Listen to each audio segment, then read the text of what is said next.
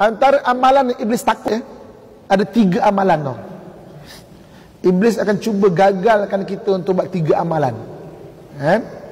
Sebab 3 amalan ini kalau kita boleh buat, Nabi SAW ada menyatakan pahala dia kekal sampai bila-bila. Okey.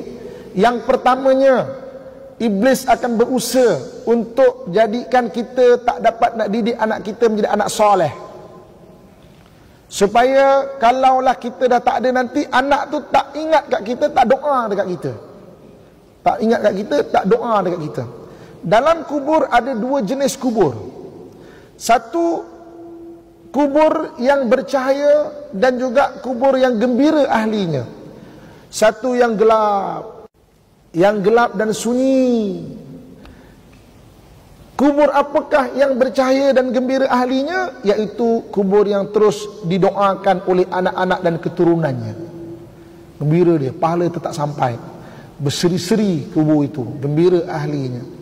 Kubur yang senyap, sunyi, gelap, suram dan sedih ahli penghuninya apabila anak-anaknya, keturunannya tidak ingat dan tidak mendoakannya. Ini Allah sebut, idza mata ibnu adam in qata amalu illa min thalatha, mati anak Adam terputus amalannya kecuali 3. Jadi antaranya adalah wa waladun salih yad'u, anak soleh yang mendoakan. Saya ibu akak-akak tuan-tuan sekalian kan, nak kongsikan pengalaman saya sebagai seorang anak. Pengalaman saya sebagai seorang anak. Okey. Arwah ayah saya ni ustaz. Ada orang cakap, untunglah ustaz, patutlah jadi ustaz, ayah ustaz. Untunglah ustaz. Ayah kalau ustaz digarang tau. Oh, tanyalah ustaz-ustaz kita kan. Tanya ustazah-ustazah kita depan saya. Dia ada anak digarang tak? Ustaz ni garang. Oh, garang kakak sekalian kan. Dia banyak nasihat dekat saya. Kan? Ketika hari dia meninggal, ada satu nasihat saya tak lupa. Dia banyak nasihat pada saya dan kadang nasihat tu kita lupa.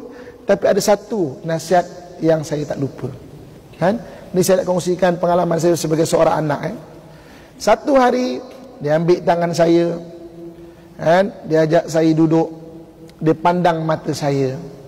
Dia kata, Amin, besok kalau abah meninggal, kau jangan lupa doakan untuk abah. Dia pandang mata saya, kan? Kau jangan lupa doa untuk abah. Dia pandai belum doa untuk abah ini. Hari dia meninggal, banyak pesanan dia saya lupa, tapi pesanan ni saya tak lupa. Sebab dia pernah sebut kat saya benda itu pada saya, dekat telinga saya. Kan? Jadi saya nak kongsikan, ibu-ibu, kakak saya sekalian kan, ayah-ayah saya sekalian kan, anak kita dah sekolahkan sampai ke London lah, ke US lah, ke New Zealand lah, ke Australia lah, dalam negara ke, kita kena satu hari ambil masa betul, pegang tangan dia, pandang betul-betul mata dia, beritahu, besok kalau mak meninggal, kau jangan lupa doa untuk mak. Mak ni cakap macam tu, tak ni mak cakap betul-betul ni, kau jangan lupa doa untuk mak. InsyaAllah hari kita meninggal, dia tak lupa pesanan. Sebab kita pernah pesankan. Ini kadang-kadang, saya kalau pimpin tahlil dekat sekitar Lembah Kelang ni, kadang-kadang ada yang bertahlil tu orang masjid. Orang masjid La ilaha illallah, la ilaha illallah. Anaknya mana? Main WhatsApp kat luar bang. Kat luar, berbual-bual kat luar, syok rokok kat luar, berselfie. Tahlil rumah mak aku, kan? Update kat WhatsApp, dekat Facebook lah, itu aja. Sedangkan orang lain bacakan ada khilaf. Ada ulama kata sampai, ada ulama kata tak sampai. Anak baca tak ada khilaf, confirm sampai. Kan? So pesan pada anak. Itu pengalaman saya sebagai seorang anak. Saya nak kongsikan perasaan dan pengalaman saya seorang anak. So kita pesan kepada anak kita. Yang keduanya, amalan yang syaitan paling takut adalah al-ilmu yuntafa'u bi, ilmu yang dikembangkan. Sebab ilmu yang dikembangkan, pahala itu akan terus berterusan selagi mana ilmu itu diamalkan.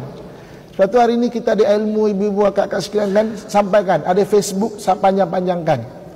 Ada WhatsApp, panjang-panjangkan. Tulis, salinkan balik. Mana tahu kan, orang yang baca tu ada yang berubah, Allah bagi pahala selagi mana dia berubah tu. Al-ilmu yuntafa'u bi. Saya cadangkan kita punya buku catatan kuliah kita tu, biar buku tu je tau, jangan campur-campur, kan? Kejap lagi kuliah Ustaz Muhammad, kan? Belakang ni betul nak barang-barang dah habis kat rumah, bawang 2 kilo, beras 5 kilo, ikan kembung, kan? 5 kilo, ayam 2 kilo, kan? Kejap lagi belakang tu pula resepi kek lapis Sarawak. Kuliah ilmu buku biar. Dia apa? Setahun 2 tahun kita belajar, jadi buku compilation kita pada ilmu tu. Satu hari yang tidak mengajar boleh. Kalau kita meninggal pun boleh dibagi manfaat besok kan pada anak cucu kita tu. Dan amalan yang syaitan cukup takut yang ketiga, wasadaqatun jariyah, sedekah yang berterusan pahalanya. Kan? Wakaf-wakaf yang kita buat berterusan pahalanya. Kan? Hari ini saya sangat syukur kepada Allah Subhanahu wa taala kan. Kita punya program buka puasa ni, salah satu sultan dekat Malaysia ni ada kirim buka puasa. Saya tak tahu daripada mana dia tahu kan. Jadi dia kirim kat saya daripada Duli yang maha mulia sekian-sekian. Tuan-tuan, alhamdulillah. So maksudnya kita buat, ajak orang buat amalan, kembang anjur-anjurkan sampai pada orang yang mungkin tak pernah orang approach untuk buat amalan macam tu. Syukur saya, alhamdulillah. Terima kasih Tuhan. Sampai salah satu sultan, saya tak cerita lah sultan mana kan. Mana menyertai juga buka puasa kita ni kan. So benda yang syaitan cukup takut, amalan dia kekal pahalanya kan. Hari ini kita ada buat wakaf apa semua kan, itu syaitan cukup takut tau. Selagi mana wakaf tu berdiri, selagi tu pahala boleh kat kita kan. Selagi tu pahala boleh kat kubur kita kalau kita tak ada pun. Selagi mana amalan tu berterusan, Masya Allah, tentu syaitan cukup takut. 3 benda ni dia akan cuba gagalkan untuk kita buat. 3 benda ni. Sebab itu hari ini kan Nabi SAW sebut, idza mata ibnu Adam inqata'a amaluhu illa min thalathah. Mati anak Adam terputus amalannya kecuali 3. Sadaqatun jariyah, wal ilmu yuntafa'u bihi, wa waladun salih yad'unah. Mati anak Adam terputus amalannya kecuali 3, sedekah jariah, ilmu yang bermanfaat, dan anak soleh yang mendoakan. Dan 3 benda ni amalan yang syaitan cukup takut dan syaitan cuba gagalkan untuk kita tak buat.